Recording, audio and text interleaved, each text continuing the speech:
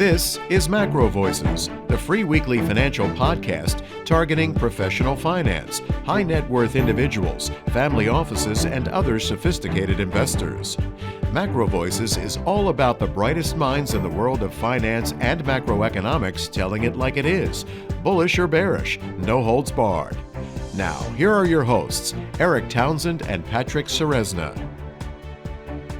MacroVoices episode 513 was pre-produced the first week of December to air on New Year's weekend. I'm Erik Townsend. Once again, it's time for our annual holiday special episode, which won't contain any current market perspectives because it was pre-produced several weeks ago to give our production team time with their families over the holidays. This year's topic: what gives with all the high-profile people such as fund manager Peter Thiel, hedge fund legend Julian Robertson, Google co-founder Larry Page, Hollywood celebrity James Cameron. Why are all these super high-profile people either moving to New Zealand or obtaining resident visas there? The conspiracy theorists are already asking whether they have some sort of secret inside information, that the end of the world is near, so they're moving to New Zealand to survive the coming nuclear winter. Well, researching this topic has been absolutely fascinating for me. At first, I convinced myself that these people really do know something we don't, but that something has nothing to do with the end of the world. What I thought they must have all discovered was the 4-year tax holiday on all foreign-sourced income that New Zealand automatically grants to all new residents, and the fact that New Zealand has no broad-based capital gains tax even after that 4-year tax holiday ends. At first, I was sure that must be the explanation for why all these wealthy people were migrating to such a distant country. But as you'll hear from my first guest in this episode, that's not it at all. In fact, further research proved to me that almost nobody immigrating to New Zealand even knows about the 4-year tax holiday until after they've secured their resident visas. Well, I'm here to tell you that I think the tax benefits are quite extraordinary, particularly for global high net worth investors who are not Japanese or American citizens and therefore are not taxed on their global income by their home country, even if they don't live there. But on further investigation, I learned that almost nobody even knows about these tax benefits New Zealand offers to global investors. So we're going to break that story in this episode, and also learn why people who've already made the move to New Zealand did so. I have 3 featured guests lined up for you in this year's holiday special. First, Mark Williams is an immigration attorney who was one of the principal architects of New Zealand's Active Investor Plus Golden Visa program, and his law practice specializes in helping high net worth investors obtain permanent resident visas, giving them and their families a lifetime call option on the right to move to New Zealand anytime they want, without becoming tax resident until they actually do. Mark and I will discuss New Zealand's Golden Visa program and the motives of the people who have participated in it so far. Next, Graham Lawrence is a tax advisor based in Christchurch, New Zealand. Graham and I will discuss the tax-related aspects of both obtaining New Zealand Golden Visas without taking up tax residency, and also the particulars of taxation in New Zealand for those who do choose to physically move to the country. I think you'll be surprised to learn that the tax burden is much lower than other English-speaking first-world countries, and even gives Singapore's coveted GIP Golden Visa program a run for its money in terms of tax appeal to global investors. It also requires a much lower financial commitment than Singapore's program. Finally, Brendan Goodwin is a veteran attorney who practiced commercial real estate law for DLA Piper all over the world before returning to his home country of New Zealand to develop a brand new business specifically catering to the needs of high net worth investor immigrants to New Zealand. All 3 of those interviews are coming up in this special holiday episode of MacroVoices, starting with immigration attorney Mark Williams.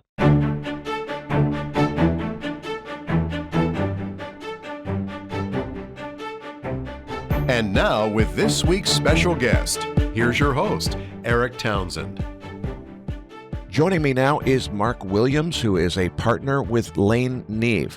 Mark is not only an immigration consultant who processes investor visas, but he's actually one of the architects of New Zealand's Active Investor Plus visa program. So, Mark, it's great to have you on the podcast. I want to start at the high level. We've heard a lot of news stories and so forth about famous people, Hollywood movie stars flocking to New Zealand to get residency there.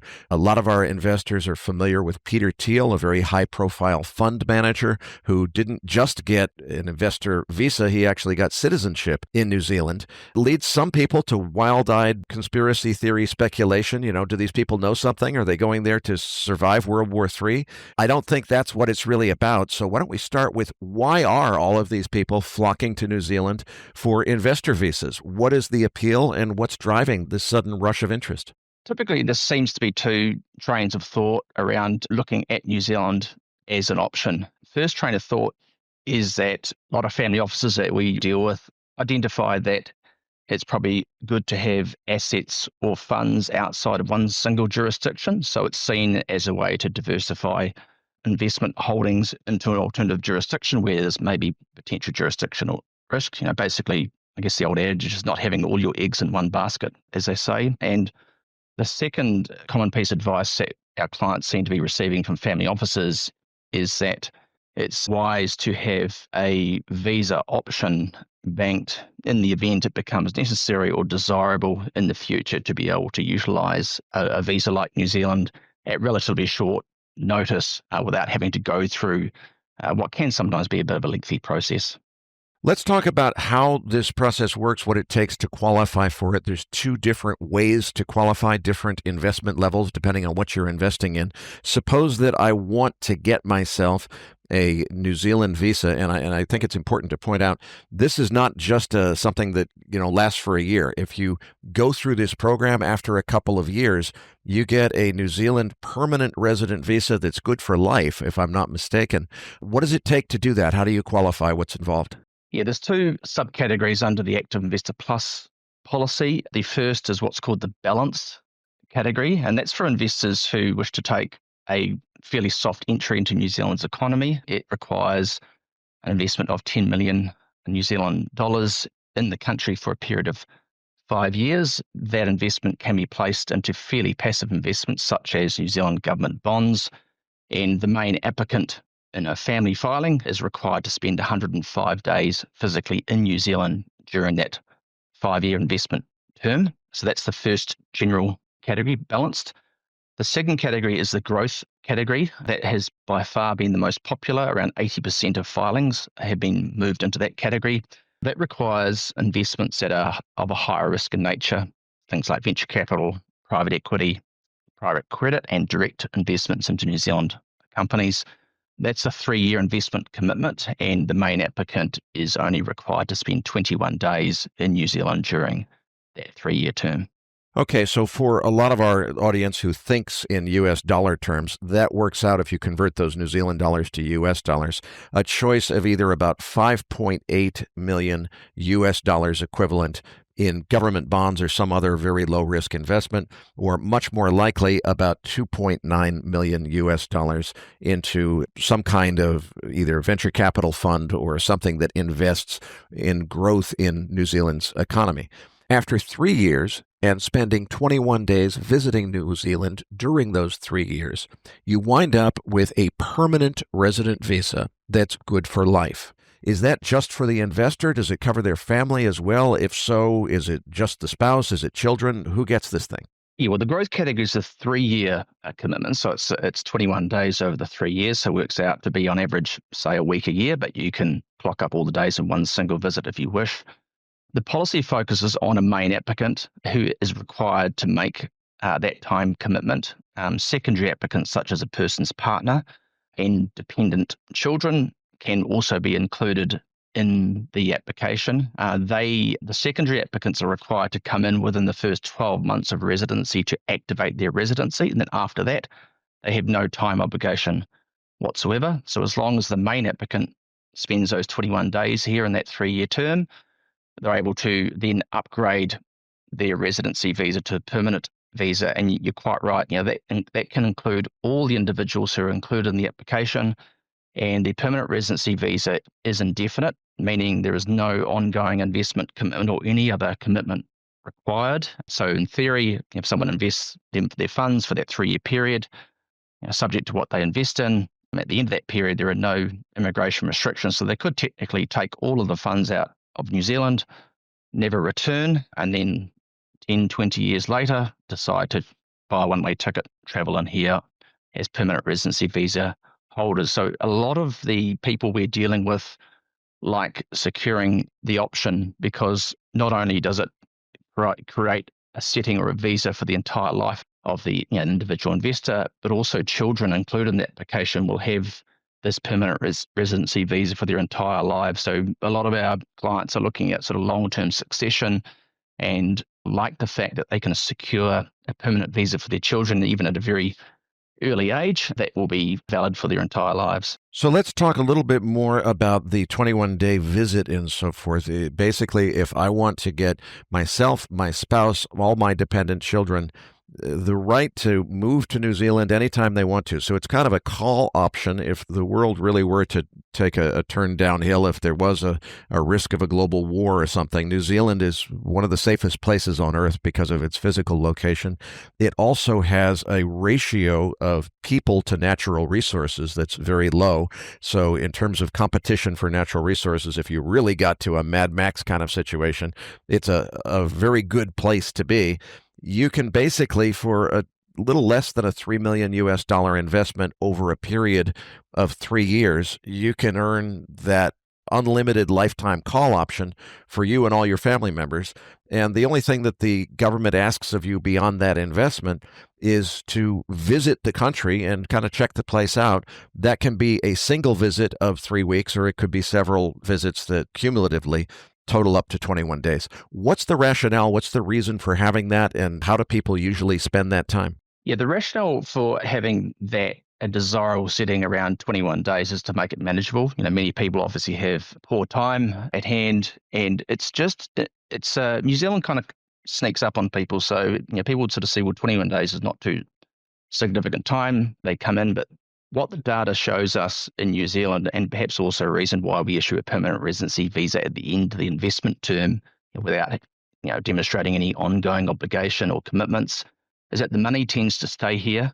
It grows over time, it diversifies, and the more time that people come into the country, the more integrated they get, and the typically more funds flow, and they increase their commitment into the countries. So it's seen as desirable from an external point of view, where you can commit and obviously move funds. Typically what we do see is the money remaining here, and people actually spending more time as they sort of integrate into New Zealand society, enjoy their time here, then have, I guess, an incentive to spend more time. I think it's fair to say too that if you look at the categories, people tend to score success in these categories in terms of the amount of capital that's be coming into the New Zealand economy. What's missing from that is the extent of the human capital, the value of that to New Zealand. So we're talking about obviously some very sophisticated, often very influential investors who not only invest their capital, but integrate into our society. They have offshore international connections, which New Zealand can utilise. And we have quite a few people who are venture capital investors who are making quite significant contributions to early stage companies down here just because of their experience and their capability. Well, Mark, I want to congratulate you and the New Zealand government for the design of this program. I've evaluated quite a few of the Golden Visa programs around the world. I think this program is superior in many ways to almost all the others that I've looked at. There is one wrinkle, though, in the design of this that I want to ask you about, which is a story I've heard a couple of times now from immigration consultants who help people get these visas. Is the investor applies for this thing, they make their investment, they're granted the visa, they now have to make their 21-day visit. A lot of them will do that in a single visit to knock it off, as you said. And frankly, from what I've heard, many of them kind of come with an attitude coming in of, okay, well, this is a burden. I have to go and spend these 21 days. I don't really want to. It's a long ways away. I'm going to do it. About halfway through those 21 days, their immigration consultant gets the phone call that says, okay, we can't believe this. We've discovered this place called Queenstown. We just can't imagine any place being more beautiful. We've got to have a home here. But the realtors must be confused because they're saying we can't buy one. Call them and tell them who we are. We've got these Active Investor Plus visas. Surely, even though we don't intend to become tax residents because we're really doing this for optionality, now that we've seen what a beautiful place this is, we want to buy a home here. So we've got that home ready to go if we ever decide to move here. And we'll just use it as a holiday home, spend a week or two, a year here. They're not allowed to buy it. That actually is the truth. The realtor's not confused. That's the law. Why in the world, if the government is frankly trying to seduce people into falling in love with New Zealand by having this 21-day requirement, why wouldn't they allow them to buy a home? Yeah, that's I guess, a long, complicated history in terms of New Zealand's restrictions around buying residential property. In 2018, due to some offshore speculative investment into the country, into a residential property market, restrictions were put in place where individuals could only purchase a residential home here if they had a residency visa and they either were or had an intention to become tax resident here within 12 months. However, when the government was looking at mechanisms to increase foreign direct investment in the country, they asked a simple question, what mechanics are missing or what do we need to change to facilitate increase foreign direct investment? And there were three inputs from the private sector on that. The first one was the visa, or the previous visa was not up to spec to be competitive in an international stage. So that was the first thing that was reviewed, changed, and this is the current policy we've got in contemplation of that. The second part of it is that we advised that people, if you're wanting to integrate people into New Zealand society, encourage them to spend more time in New Zealand, then they really should have the comfort of having their own home here. Two rationales for that. One, if you've got a property in New Zealand, you're likely to spend more time, so therefore the chance of integrating is higher. And also, of course, if you're investing in New Zealand, you want to be comfortable in terms of your stay here rather than having to move around hotels. Second rationale around that was that if individuals have got property here, they're likely to invite friends, and those friends coming to New Zealand for the first time may also fall in love with the country, and that may lead to a visa application made. So the current policy has been reviewed, and that is about to change with legislation being introduced in Q1 next year, which will basically confirm that if an individual holds one of these active investor visas, they will be permitted to purchase a single residential property in New Zealand or buy land and build a home in New Zealand, as long as the price is in excess of 5 million New Zealand dollars, and they do not need to become a tax resident to do so. Okay, so this podcast is going to air on New Year's weekend. So from a planning standpoint, anybody who's starting now, if they're about to go through the process of evaluating New Zealand, working with you or another firm in order to get that Active Investor Plus visa, by the time the visa has been granted and they're making their trip to New Zealand, the law will have been changed and they will have the option, at least that's what's expected if the law goes through, that they will be able to buy one home, but they're not allowed to buy a dozen homes and flip houses and do that kind of thing. You don't want that sort of speculation. But to buy your own personal use residence, that's going to be changed, it sounds like. Well, yes, that's more or less a certainty. So the coalition government have reached a deal in terms of this legislation coming in. Those requirements have been set. The legislation was supposed to be introduced into the House in November. However, this is a very busy government. They're introducing a lot of legislative changes at the moment, so it's been delayed.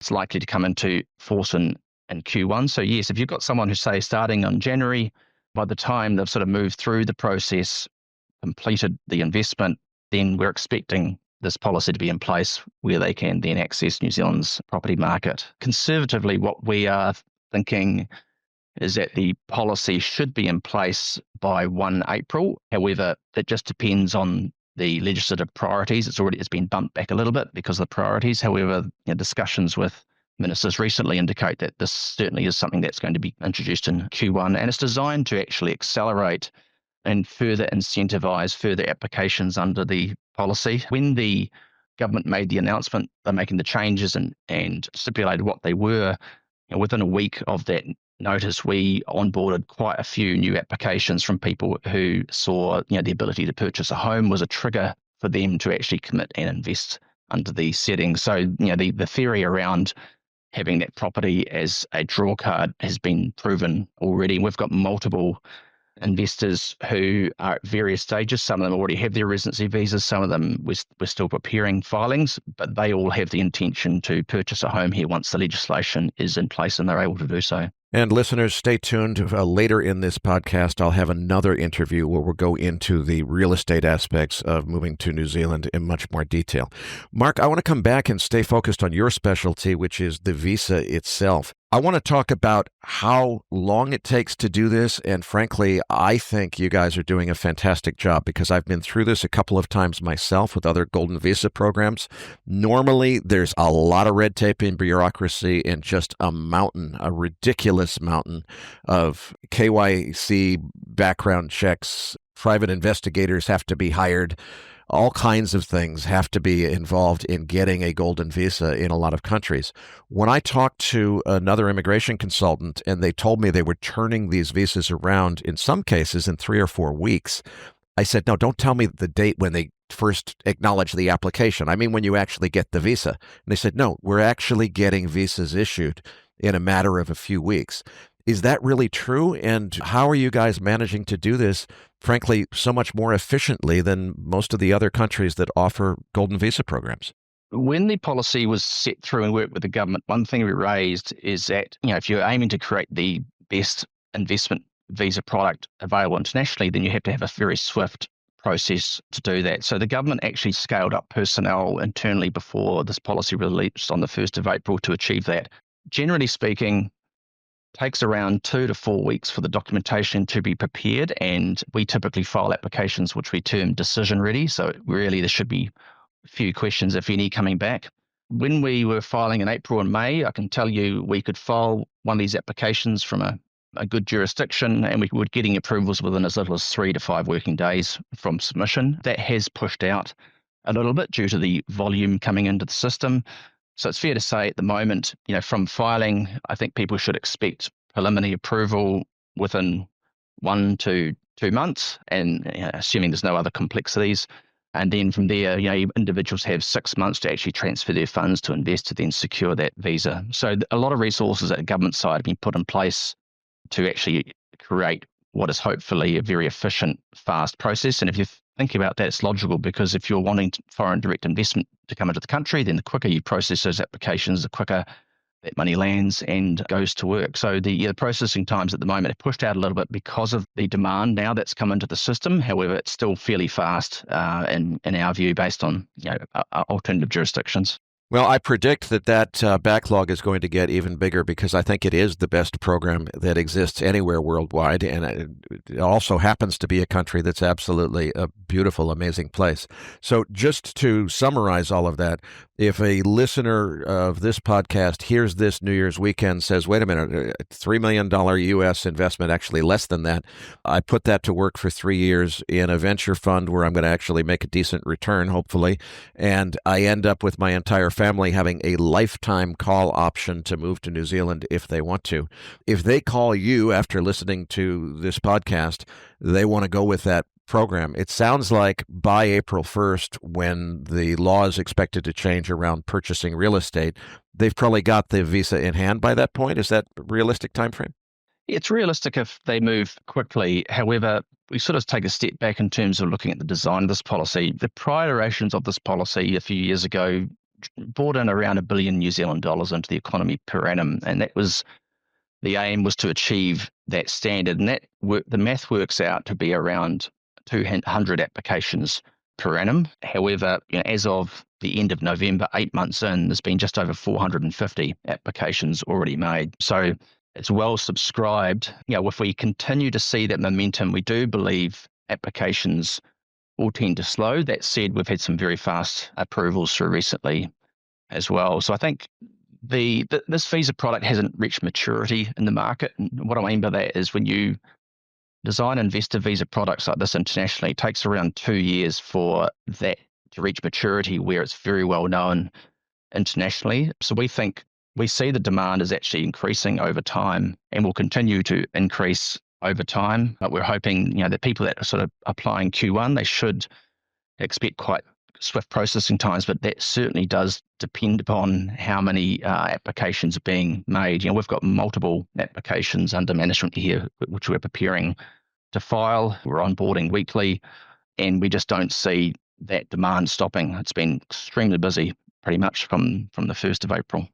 Mark, one more point I want to cover is we've discussed the immigration law requirement, which is a 3-year commitment to this program. Over that time, you've got to spend 21 days in the country. But if you're choosing the growth option, it's probably going to be something like an investment in a venture capital fund. Now, most venture capital funds, as our investors already know, have a longer commitment period than that.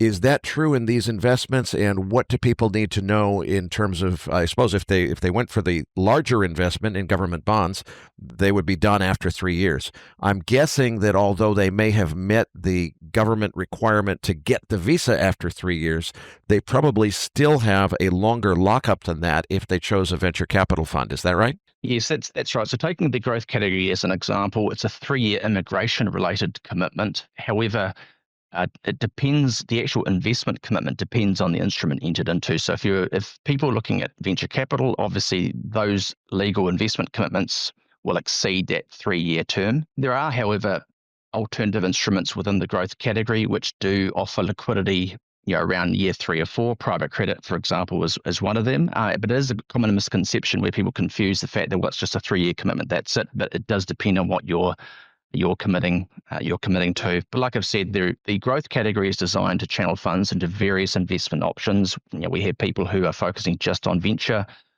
We have people who have a spread venture private equity, and then we've got private credit and some other development funds where infrastructure developments are being put into the country, which have liquidity options. Most people look for liquidity at the end of the investment term if they're not familiar with the country. That said, like I've said previously, very few people end up withdrawing once they've got confidence in the system. They've spent some time here. So the investment class under the growth category is always under active review. It may well be, by the time listers sort of prepare and file applications, there may be other more diverse investment assets available under the system. It's an ongoing piece of work around that.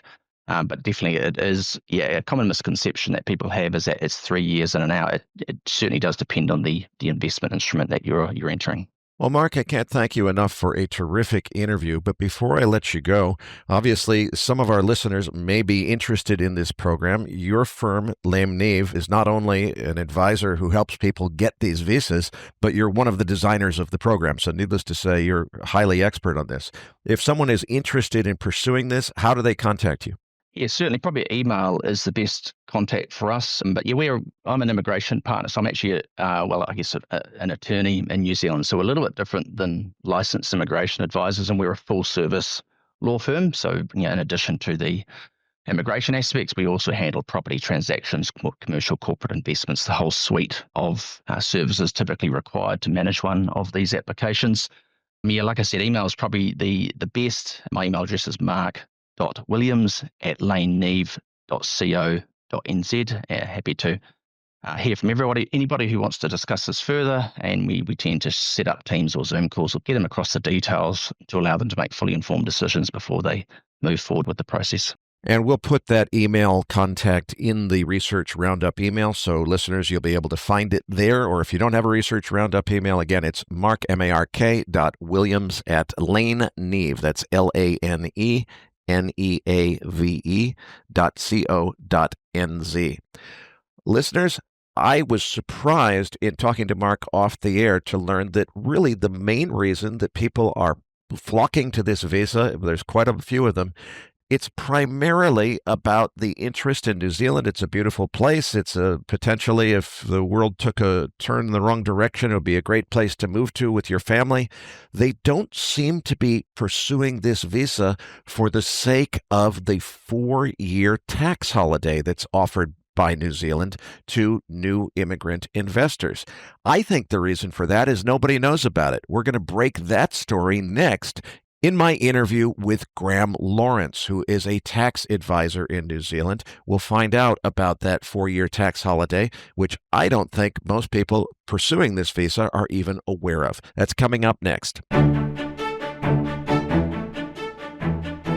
Joining me now is Graham Lawrence, Managing Tax Partner for New Zealand at Acclaim, which is a global tax advisory firm. Graham, it's great to have you on. Our listeners have heard about the Active Investor Plus visa from Mark. A lot of people, as Mark described, are really not intending to move to New Zealand full-time. They're going to New Zealand, or they're making a visit to New Zealand for the purpose of obtaining what eventually becomes a permanent resident visa that would allow them to come to New Zealand anytime they want to. What, if any, tax implication is there just to getting the visa? Is there a tax obligation if they don't move to New Zealand and they've got the visa? Yeah, thank you, Erik, for inviting me onto the show. I guess to answer that question, if people are looking to apply for a visa and not move to New Zealand, the tax implication is essentially nothing.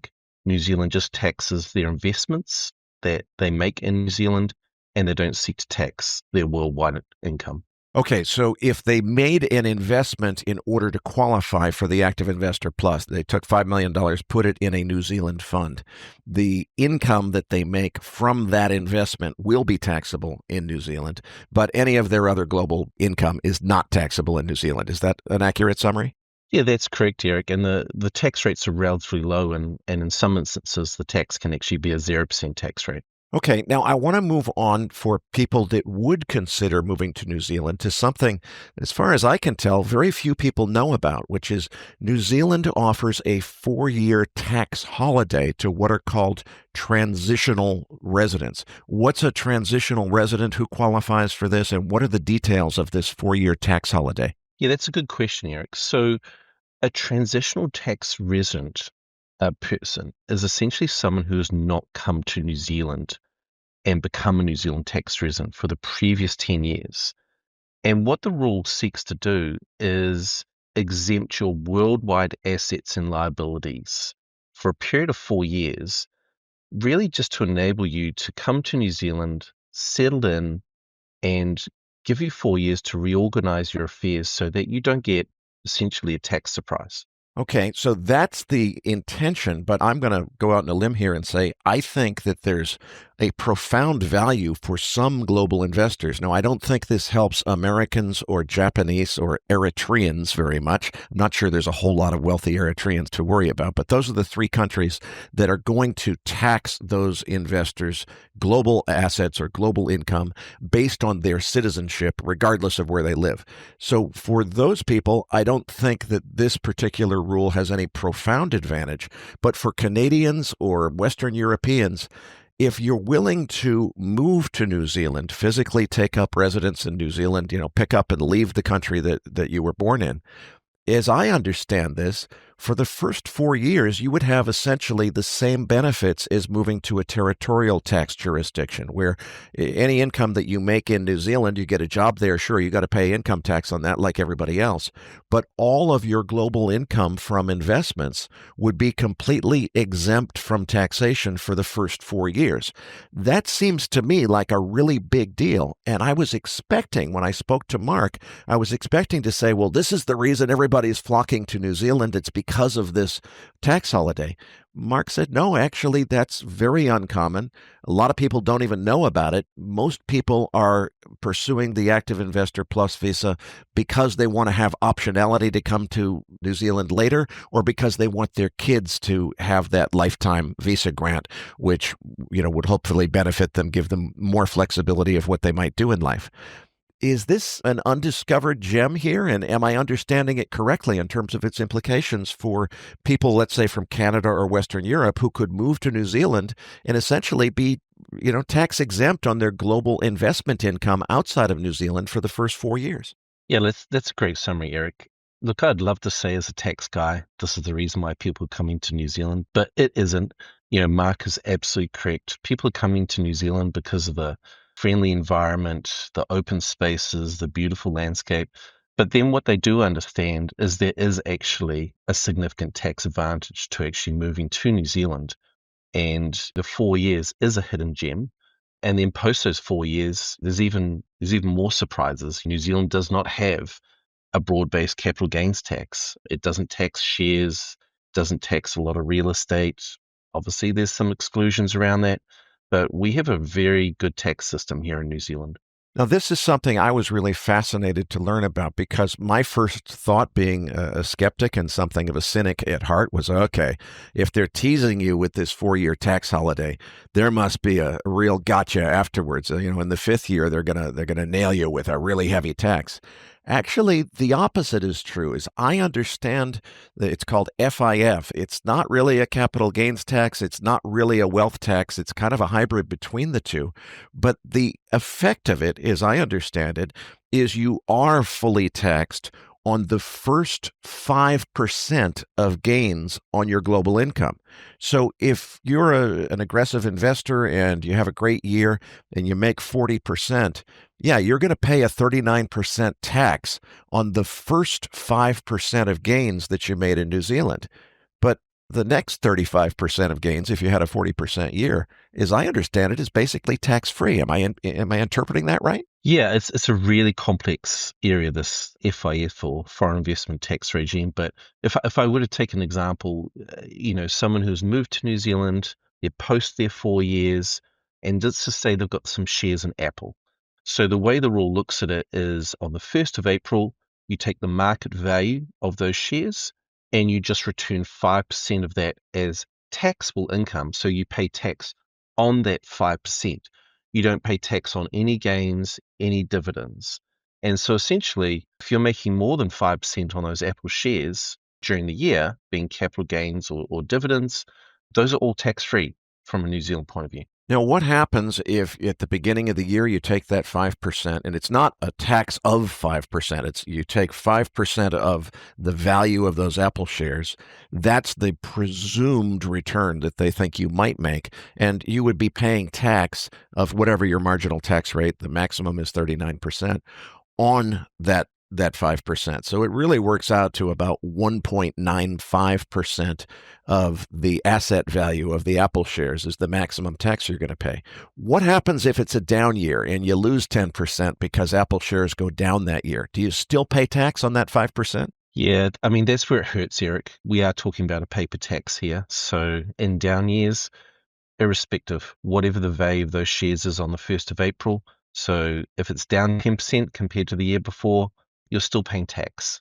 Okay, so it is effectively a form of wealth tax, but it's not on all of your assets. It's on stocks and certain other qualifying assets. And if, it sounds like it's 5%, but if you multiply the 5% by the maximum marginal tax rate of 39%, which you actually get as a 1.95% wealth tax on your overseas stock shares. What about things like overseas real estate and other types of investment that are not directly in financial markets? From a New Zealand point of view, we do not have a capital gains tax across the board on real estate. So the first premise is that you won't be taxed on any gains from a New Zealand point of view. The couple ways to explain when you do get taxed on them would be if you're in the business. So if you're in the business of buying and selling real estate, you will get taxed on it. Or if it is residential real estate, if you're buying and selling within a 2-year period at the moment, you will get taxed on that gain. But outside of that, New Zealand does not seek to tax capital gains on real estate. Okay, so it really is, and I'm going to make a prediction here.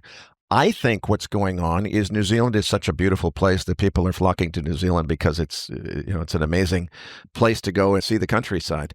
I don't think people know about this. I don't, because when I lived in Hong Kong full time, I met lots of Canadians, lots of Western Europeans, both Hong Kong and Singapore, because they're territorial tax jurisdictions, meaning that they don't tax your offshore income. A lot of people were moving to those countries just because they were high net worth investors. Most of their income was essentially tax free. They only had to pay tax on the income that they had inside of Hong Kong, which was typically minimal. I don't think that community of global high net worth private investors knows that there's a deal in New Zealand on, it's an English-speaking first world country where you can live in an absolutely beautiful place and really not be taxed at all for the first 4 years. And after those first 4 years, it still sounds to me like it's one of the best tax regimes anywhere in the world. Am I overstating that? Look, I don't think you are. I mean, New Zealand is one of the few countries without a broad-based capital gains tax for starters. We offer this 4-year exemption that you've explained really, really well.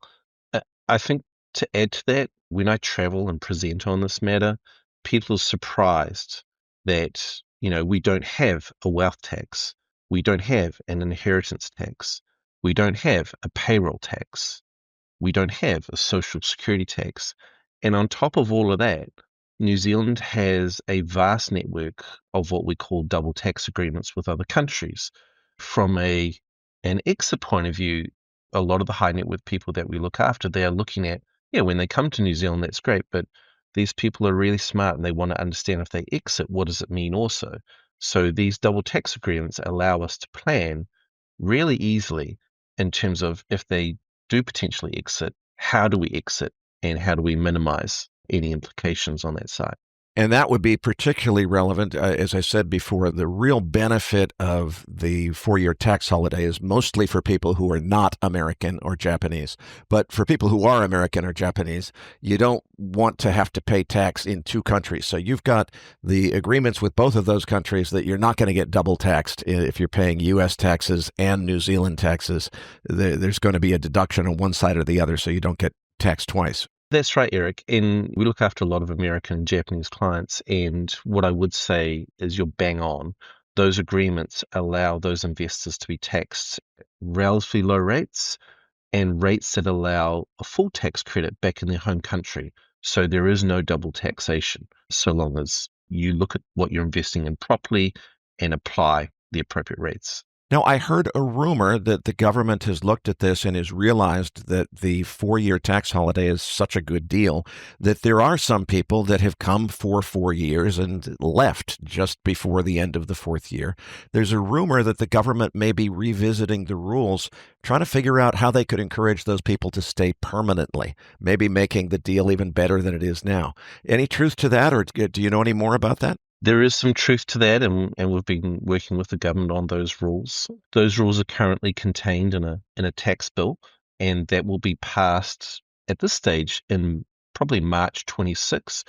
There's still a bit of discussion going on. We've gone one step forward and a couple steps back, if that makes sense. So we've made a positive step forward on the rules, but there's still some work to be done around those rules. But really what they're looking to do is, instead of the 5% tax that we talked about earlier in this interview, they're looking to bring in a realized taxation. And the question is, does that realized taxation provide a better result, for the individual as compared to the 5% taxation under the foreign investment fund rules? So this is a little bit of wait and see, but we are making positive steps. Is there any consideration for making it a 5% cap so that you would have a 5% maximum, but if it's more than that, you don't get taxed on it? So that cap will still stay. So the old rules will still stay. It will just be more a realized basis. We have suggested a cap. At this stage, there is no cap. And I guess to give the example in comparison, I talked about the Apple shares.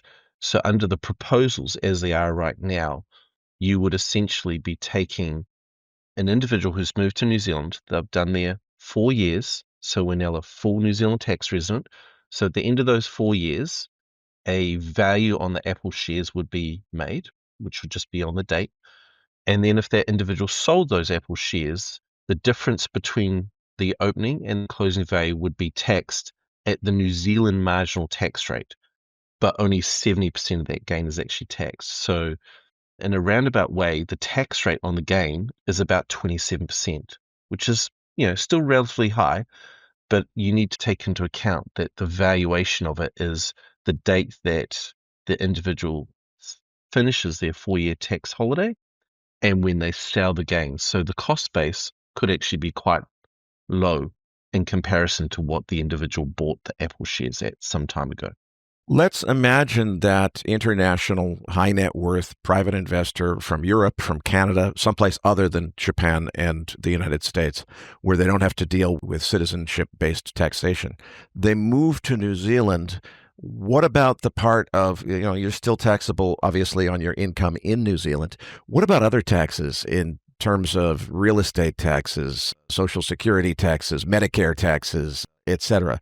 What is the tax regime like if you were considering moving to New Zealand to live there and to be a private investor there? Pretty simple, Eric. We don't have any of the payroll, the Social Security.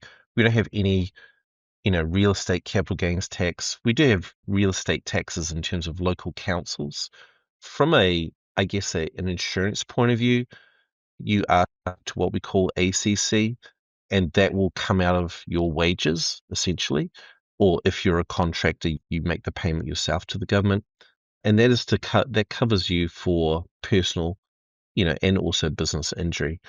Outside of that, really, we just have a form of sales tax called GST. I guess it's just really a simple system, Eric.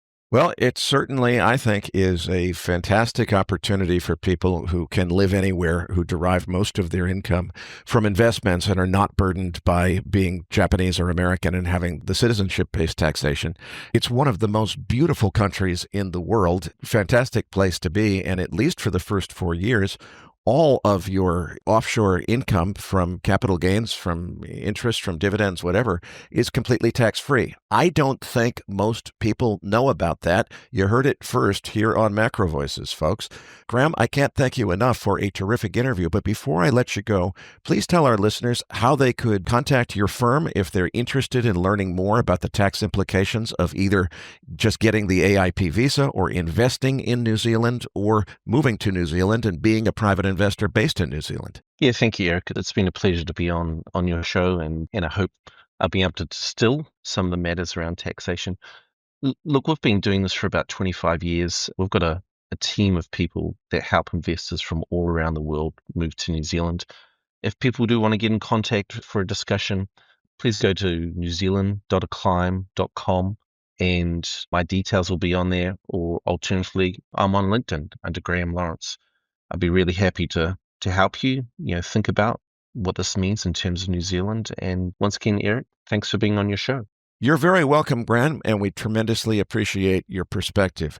Listeners, stay tuned. We've got one more interview coming up with Brendan Goodwin, who is a realtor / lawyer / jack of all trades and concierge to high net worth individuals migrating to or considering migrating to New Zealand. That's coming up next. Before moving on to the final interview with Brendan Goodwin, I want to add a point of clarification that Graham and I discussed off the air after the last interview was recorded. At one point, it sounded like people in the business, such as fund managers, would be disqualified from the 4-year tax holiday or the 5% capped FIF rules for capital gains on their own personal investments. Graham asked me to clarify that the in the business rule pertains only to income derived from fees for managing other people's money. In the case of a fund manager who has his own money invested in the fund that he manages, Graham clarified that there's usually a path to treat the manager's investment returns on his own capital as tax-free during the 4-year holiday and then tax-advantaged under FIF rules after that tax holiday ends. The in the business rule subjects only fees received for managing other people's money to being taxed at regular income rates with a maximum marginal tax bracket of 39%. But it does not apply to the manager's own assets. With that clarification in place, let's move on now to my final interview with veteran commercial real estate attorney Brendan Goodwin.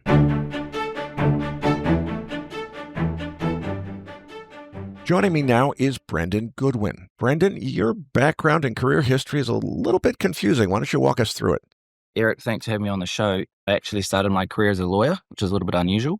I practiced property law with DLA Piper, so I spent a lot of time on the legal and structuring side of commercial real estate transactions before I ever actually sold a house. About a decade ago, I moved into the family business at Auckland, which is Goodwins, a multi-generational real estate firm. But over time, I've specialized more and more in high-end property and in looking after international clients who are trying to make New Zealand home, either part-time or full-time. So that's ultimately led to what I focus on now, which is dedicated offering for high net worth clients under my new brand called UNIQ, which is spelled a little differently, UNIQ. Well, I certainly can attest personally that you approach real estate quite a bit differently than most realtors I've encountered. And in the interest of full disclosure, I do want to let our listeners know that I do have a business relationship with Brendan. When I was looking to set up a second home in Auckland, I ended up meeting Brendan. He told me basically what I was looking for didn't exist in the market, but he thought it would in about 6 months. He went out of his way to basically call in a favor with a developer he knew. He showed me a penthouse that was, I think it's probably the most elaborate penthouse in Auckland, if not the entire country. A little bit overkill for what I was looking for, but he set up a short-term lease on that property for me, even though it wasn't listed for rent, it was only for sale, as a holdover until I could find the property I was actually interested in. Turned out I never got to stay in that amazing penthouse because he was able to accelerate the availability of the property that was a fit. So I definitely, my hat's off to you, Brendan, for making that all come together. I never got to stay in the cool penthouse, but other than that, it worked out fine.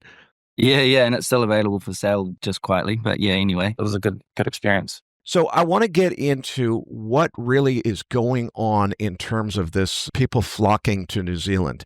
To my surprise, I thought it was going to be about this tax holiday thing and people being interested for that reason. Mark Williams told us in the first interview, no, that's really not it. Almost nobody that he encounters is coming for that reason. Most people are coming because, it's beautiful countryside, English-speaking, first world country, and so forth.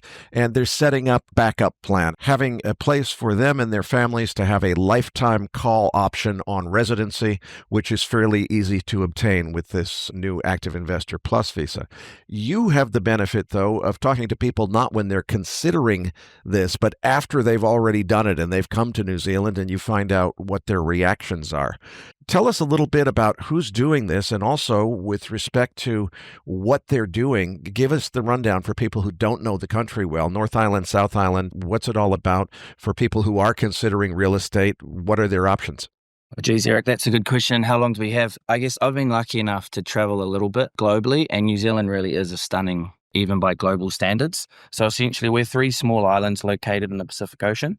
We are never far away from the water, and obviously a lot of stunning coastline. So recreational boating, scuba diving and fishing are all world class. But we have snow-capped mountains with amazing hiking trails or lakes, rivers for freshwater fishing. So there really is something for everyone who loves the outdoors.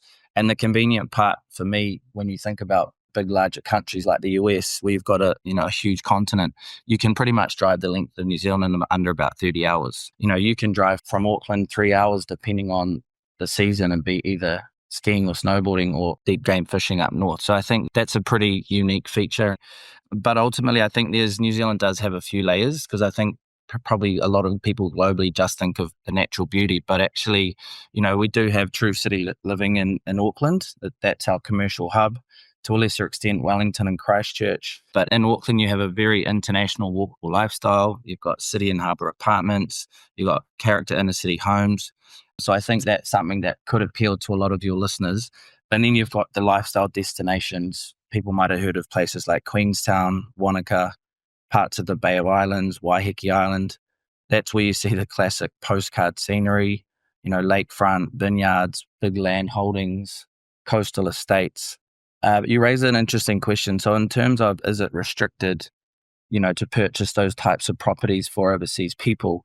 New Zealand has a concept called sensitive land, which simply means some types of property, like larger rural blocks, coastal land, or islands like Waiheke, which is a 45-minute ferry from downtown Auckland, need extra consent if you're an overseas person. But that doesn't mean they're off limits. You can still buy them. There just is an overseas investment office consent process, which you'll hear people referred to as OIO consent. But most high-end urban homes in places like central Auckland aren't classified as sensitive at all. So many buyers proceed without any additional approvals. But if someone is looking at coastal estate, a vineyard, a lifestyle block, for example, or anything on Waiheke, the OIO consent is required, and we help clients navigate that from day one. So the takeaway really in that sense is simply awareness, not alarm. The rules aren't a barrier. They're just part of the buying premium, often iconic New Zealand property. Well, Brendan, as someone who's very well traveled, I can certainly attest that New Zealand is the only place I've ever been that really kind of outdoes Hawaii in terms of natural beauty. It really is a strikingly beautiful place. For people who are interested in that kind of real estate, there's lots and lots of it. Personally, I happen to be more of a city dweller myself, so I can't speak from personal experience to living in that part of New Zealand or wanting to. And despite the fact that Mark said that's probably what most people are looking for, I'd like to talk a little bit more about this idea of mine, which is I don't think the offshore world knows about this tax deal yet. The combination of the 4-year blanket tax holiday where there's no tax whatever on your offshore income, and then after that, it's capped at 5% of your gains under these FIF rules. Now, it doesn't help Americans or Japanese very much, but for everybody else, all the people I met in Hong Kong, the guys that were high-end private investors or running hedge funds and so forth, they moved to Hong Kong and Singapore because of the territorial tax doctrine, not having to pay tax on offshore sourced income. There's a huge community there, and I think, frankly, that's the reason it costs $50 million US to buy a decent apartment in Singapore, is because so much wealth has moved in because of Singapore's Golden Visa program. I think, frankly, that New Zealand's program is pretty darn close to as good as Singapore's, and it's an English-speaking first-world country that's more beautiful than Hawaii. It's an amazing deal, and from the sense I get from Mark, either I'm the only person who thinks that, or a lot of other people haven't figured it out yet. So what's your take? You talk to people after they've come to New Zealand, after they're down this process. Is that part of this, or is it just unknown so far? Yeah, from my experience, it's unknown. And I guess one of the challenges that we have for those, involved with the AIP Pathway program is to really get it out there into forums like this with people like you who are able to understand how much of a good opportunity this is, not just in relation to tax, but lifestyle. As you say, we've got generally a pretty beautiful climate. And it's a really big opportunity, which when I think it gets out there will potentially cause some issues with the amount of stock that is in the market to meet the demand. So I think it's a really interesting time at the very beginning of the program. Well, the other thing that occurs to me is Australia a couple of years ago canned their significant investor visa program, which was Australia's Golden Visa. In terms of English-speaking first world countries, where else can you go besides New Zealand to get a golden visa that allows a path to permanent residency the way that you can get in New Zealand? I'm not sure if there is any. Yeah, I mean, Australia closing what they called their SIV has definitely made New Zealand more interesting in the English-speaking world. I mean, particularly for people who like the idea of this part of the world and want a safe rule of law jurisdiction. I mean, from what I hear from clients, which I guess is where you're asking me on the coalface, very few people will say, hey, I'm moving to New Zealand solely for tax. Normally it starts with lifestyle, sort of safety, education for children is a big one, political stability, quality of life.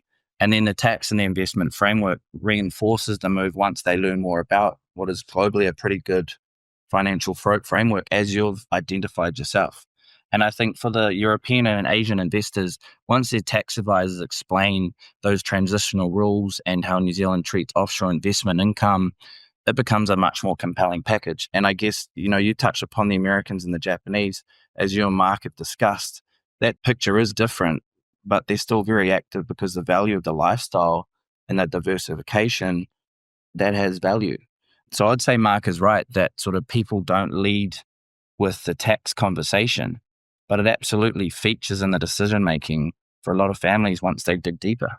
Well, I'm going to posit a hypothesis that New Zealand has a serious marketing problem because I don't think that the community of high net worth global investors who have based themselves in Singapore and Hong Kong, and much less so Hong Kong now because of the PRC complications, I don't think they know about this, because if they did, I don't know why you would be paying $50 million US for a small apartment in Singapore when there's a better deal here. And I suppose the counter argument to that is Hong Kong and Singapore are both major financial centers. So there's a lot of people who came from banking in those financial centers and are staying in the town that they know.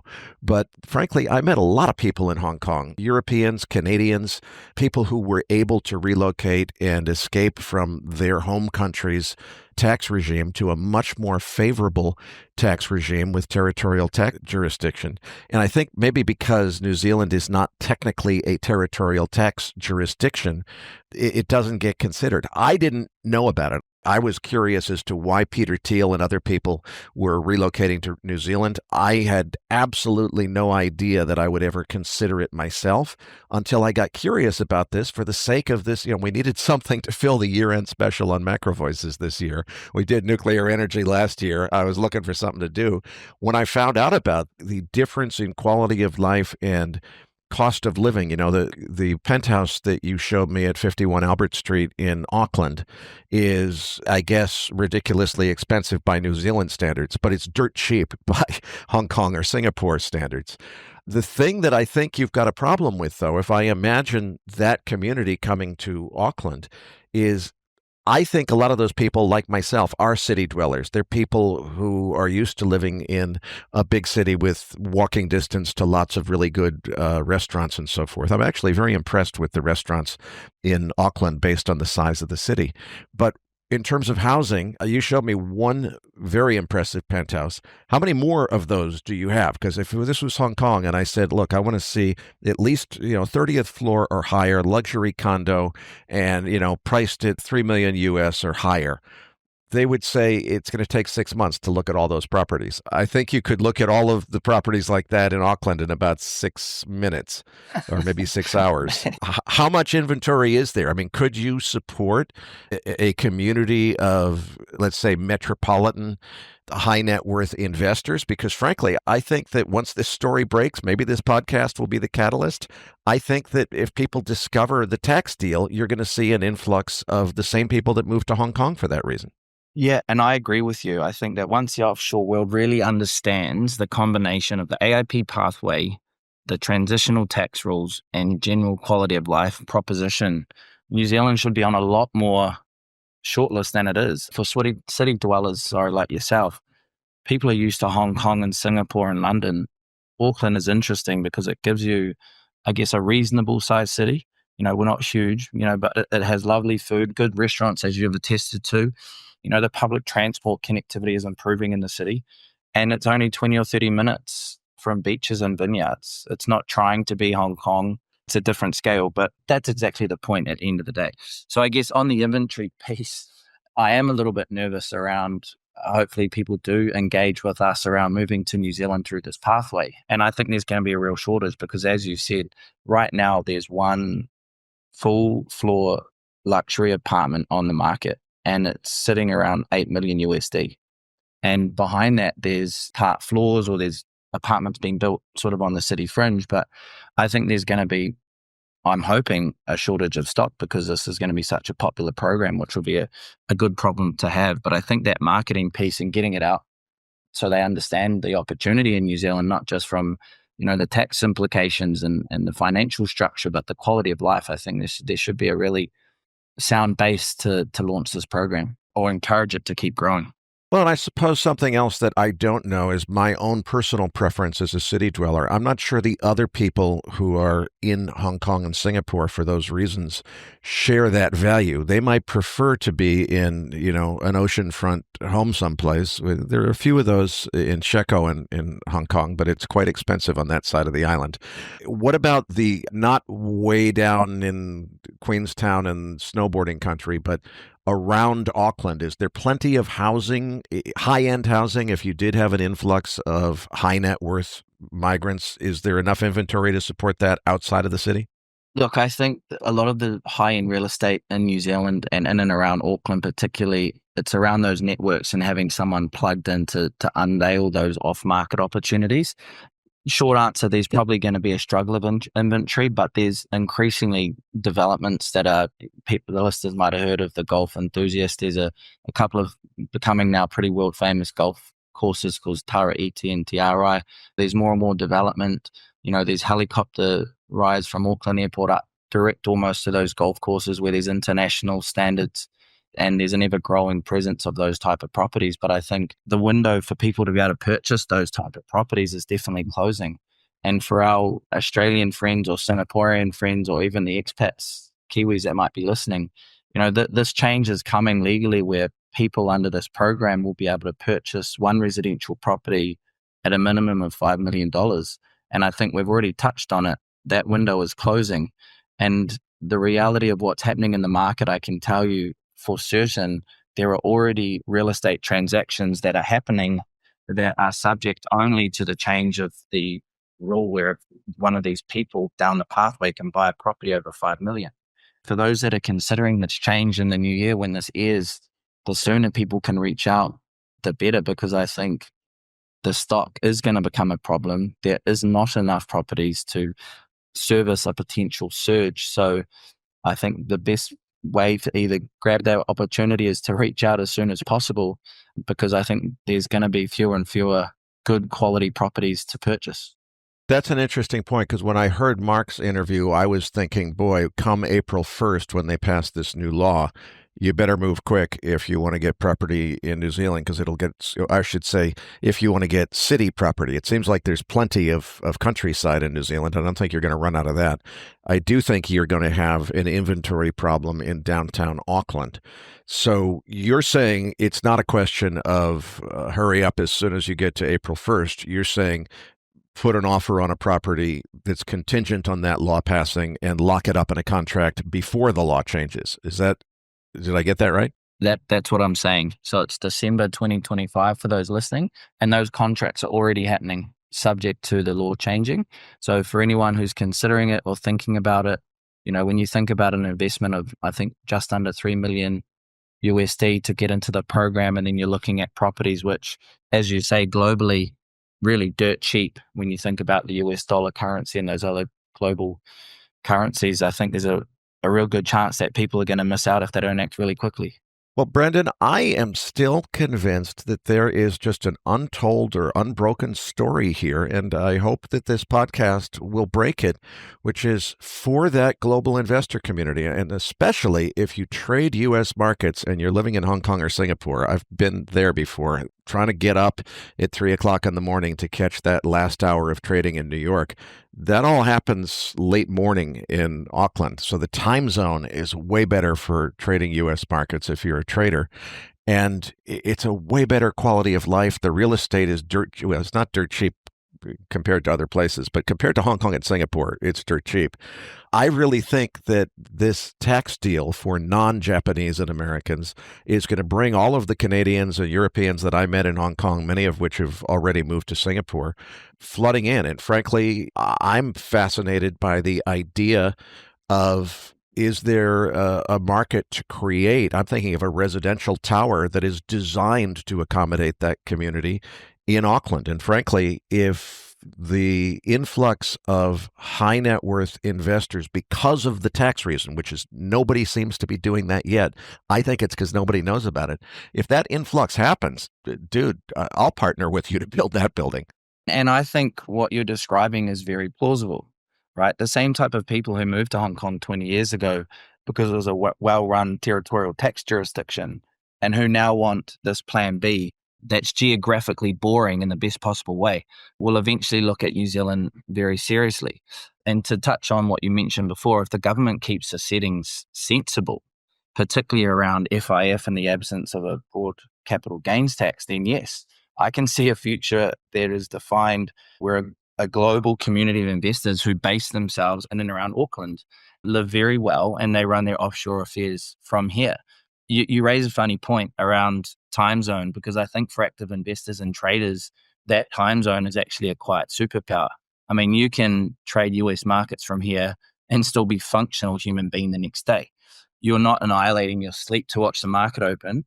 And then when you wake up, you're in objectively a pretty easy place to live. So it's a nice combination. That tower concept you mentioned is exactly where I see this going. If the demand materializes, it's about something that was built to specific design requirements, a bespoke offering for people that have, full or double floor residences, lock up and leave security, concierge services designed for frequent international travel, connectivity to the rest of those amazing places that we've talked about, the golf courses and the ski resorts. And, who knows, maybe a pretty cool helicopter on the roof for those that are sort of inclined to that sort of travel. But yeah, I mean, if we get a dozen like-minded, financially qualified people aligned with that sort of vision, then I think we could definitely get a building marketed to a very defined audience. And that's the sort of projects that I think Auckland has the opportunity to harness and create. And like you say, create a hub of people of like-minded opportunities. I've lived in a building like you're describing before, where it wasn't just the penthouse, but every floor was a full floor apartment. And it really created a community of, people of similar high net worth who worked well together. And the helicopter idea is amazing because the traffic from the Auckland International Airport is not exactly ideal. That's a 5 or 10 minute helicopter ride with Helitrans. But the thing is, the Helitrans heliport is a good 15 minutes outside of the CBD. If you had the helipad on the roof, so the concierge in the building could just get a hold of Helitrans and say, pick my resident up in 15 minutes and take him to the airport, that would be a pretty amazing lifestyle. And the cost of that building compared to Singapore or Hong Kong would be nothing compared to those other markets. So I think it's a really fascinating idea. I don't know, maybe it's just me, but I don't think anybody knows about this yet because there's a lot of people that go in Singapore, and Hong Kong used to have a golden visa program called CIES that was decommissioned years ago. And frankly, with the PRC kind of taking over Hong Kong, I don't think anybody really wants to go there anymore. But Singapore's program, which is called GIP, is still extremely busy. That's, I think, a $25 million golden visa if you invest in a fund, as opposed to $5 million in New Zealand. And then the cost of real estate here is so much less. I think probably the reason it's not on anybody's radar is, technically speaking, it's not a territorial tax jurisdiction. But when you consider that there's basically no broad-based gains tax, so what you're actually paying tax on is just your foreign stock investments, capped at the first 5% of your gains. And a lot of investors do much better than that over the long term. So that really is a very modest tax burden. And frankly, you can avoid that too, because that's only on overseas stock shares. And if you've got overseas real estate or other types of investment, or if you invest inside of New Zealand, then there's no tax at all. So depending on how you structure your investments, you can basically completely eliminate or minimize your taxes. And I think it's much better than any other jurisdiction I've looked at, other than Singapore. And, Singapore comes with some penalties of both living in an extremely expensive place, and it also has some lifestyle restrictions that definitely don't apply to New Zealand. So I'll be very fascinated to see what kind of reaction we get to this podcast. I think there's a real potential for a significant influx of high net worth international investors who would come here for the same reason as you said, that they went to Hong Kong 20 years ago. Yeah, and my role in all of this is essentially to make it easier for people who are thinking seriously about New Zealand, to sort of help them understand their options on the ground, from where to live, what to buy, who to speak to, introduce them to the right people in relation to tax advice and lawyers and how to buy boats. And, I shared with you a contact to buy a car, because I think a big part of any transition to a new country is about dealing with trusted people. And let's be honest, not a lot of people have a lot of time these days. And when you're based offshore before you move, having someone locally to help navigate that and save you time is an essential part of making that journey more palatable or even enjoyable, which is, I think, we've sort of got to over the last few weeks. So I think that's an important part of that connectivity, that trust network, having someone plugged into those off-market opportunities. So I'm on your page. I'm excited about this. I think there's a lot of opportunity, not just for Auckland and the country, but also for people that are listening to the podcast that are thinking, hey, where do I go next? Or what are the other opportunities to have a nice quality of life for my family when, let's be honest, globally, things are a little bit shaky. So, the good thing about New Zealand is we're so far away. And that's probably the first time that people have seen that in such a positive light. And with air travel the way it is now, we're a lot closer to the rest of the world. I'm helping people at the moment from the US, and they're getting here in less than half a day.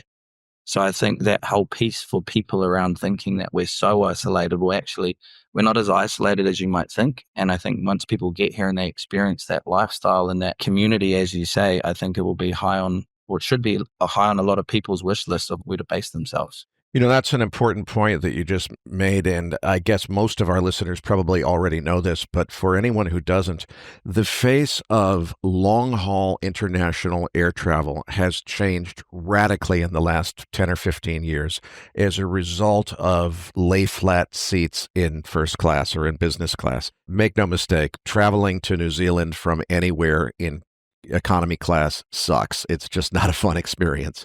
But I've gotten to the point, Brendan, where I actually much prefer a 12 or 13-hour flight over an 8-hour flight, because on an 8-hour flight, you don't really get to sleep. And I should actually correct that statement. I prefer a 13-hour flight with prescription sleeping pills over shorter flights. And the reason is, with lay flat seats, you just sleep through the whole thing. I'm awake for the first hour on my laptop checking email. I'm awake for the last hour and a half, 2 hours to make sure I'm ready to put my seat back and tray table forward so I don't get yelled at for landing. Everything that happens for those 12 hours in between, I'm zonked out on Ambien, and it is so much better than it was 15 years ago. So I really am sold on this. And like I said, I had no idea until I started researching this podcast episode that I would actually end up with a second home in New Zealand. And I'm actually recording this episode from Auckland, New Zealand, in real estate that Brendan helped put me in.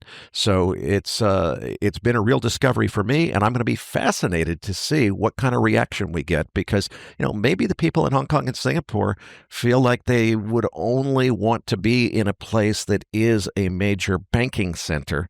Although, frankly, if you're running the kind of fund that most of the guys that I knew in Hong Kong were running, I think it's much nicer here. You've been a really interesting test case, or I guess scenario, of people that were probably less than super positive or motivated about the move. People make different moves for different reasons. And I've had clients that have come to New Zealand from all around the world for various motivations. But I think once people get here, they really do enjoy the environment and the lifestyle and the way things sort of move relatively easily through. We're not a perfect country by any means, but I think globally, again, what we've got is something that people should look really strongly at. And all those reasons you've highlighted for those high net worth individuals. I mean, again, the 21-day scenario of people coming through the country, we can help put together a curated 21-day tour to give people a feel for all those parts of New Zealand that they might be interested in exploring before deciding, hey, look, yeah, we would like to make New Zealand a second home or a primary place, and we would like to buy a property. And one of the other things that I do, which in New Zealand is not commonplace, is I'm a buyer's agent. So I represent the interest of those people coming in to the country, and that right now I'm acting for various nationalities. Back to your point earlier in the conversation, I'm helping someone from China, I'm helping someone from Switzerland, I'm helping someone that's just coming back from Ireland, I'm helping someone that's from the US. So I think more and more having people and networks that you can plug into quickly will make that experience so much easier. So yeah, I'm really excited about the opportunity for New Zealand, and I think we should be sitting in a very different space talking about this maybe in 12 months' time and looking at what impact hopefully MacroVoices has had on this program, which I think is a really exciting, smart, and essentially well played out program.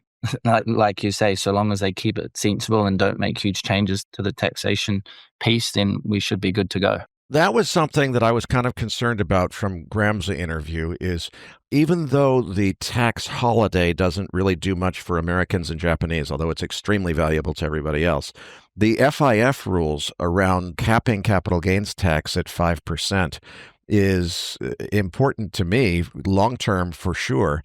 If they were to undo that and turn it into a realized capital gains tax, which sounded like maybe is under consideration, that would completely sabotage the whole thing. That would guarantee that everybody moves out after the first 4 years.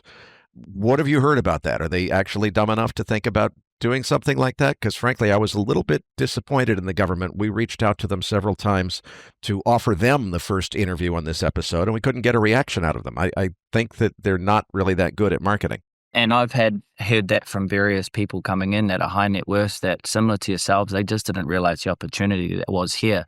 So I think that's one of the areas that the government can improve. And I know that there's a lot of people putting in a lot of time and effort, but ultimately, if people don't hear the story as clearly as what we're talking about with Graham and Mark, I think that there's going to be really a lot of trouble punching through the noise that's potentially out there with a lot of these countries trying to attract the high net worth. I mean, you touched on the American and Japanese clients, and even though that tax holiday isn't as transformative for them, as I said, there's still strong interest. You know, they're looking for political stability, English-speaking jurisdiction, a safe base for family, access to good education. So I think New Zealand is often about diversification and quality of life rather than sort of headline tax implications. But as you've said, they're actually globally very good. They may not be essentially the best, but those other jurisdictions come with lifestyle differences, or you don't get to drive 30 minutes to the beach into the pristine water you do in New Zealand. So I think they may keep their primarily financial institutions in the US or Japan, but they want a well-structured foothold that they can sort of genuinely call home and have a happy time. So I think that's our ace up the sleeve for sure down in New Zealand. If anyone wants to reach out to Brendan, particularly if you're interested in that idea of a themed building just for an investor community, which I think is a fascinating idea, it's Brendan, BRENDAN, at UNIQ, UNIQ.NZ, or NZ if you're American. In closing, if anyone listening decides to pursue an Active Investor Plus visa, please tell them you heard about it on MacroVoices. As I mentioned, we were a little bit disappointed that the government didn't respond when we invited them to participate in this podcast, and particularly tell them not to screw this up by changing the 5% FIF rule, because that would completely sabotage what I think is a fantastic deal that I think has the potential to attract a huge amount of capital into New Zealand and to really maybe change the face of Auckland's business community, because I saw what happened in Hong Kong, all the people who moved in because of the tax opportunity that existed there. As far as I can tell, New Zealand's a better deal when you consider the cost of housing and the lifestyle and everything else. Anyway, we'll see what happens. It's going to be a wrap for our 2025 New Year's holiday special. We'll be back to our regular show format next week when Patrick Ceresna and I will welcome a regular format guest to the show. Happy holidays, everyone.